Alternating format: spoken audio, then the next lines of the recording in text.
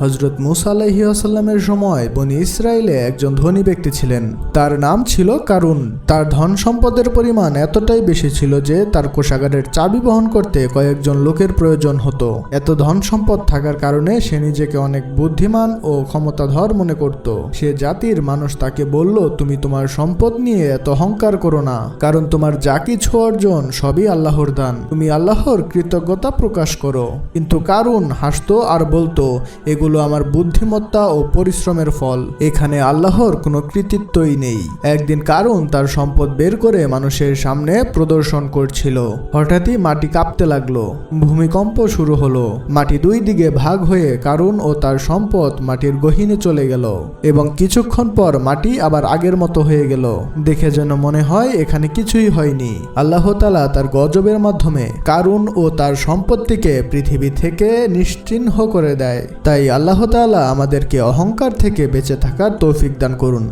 আমিন।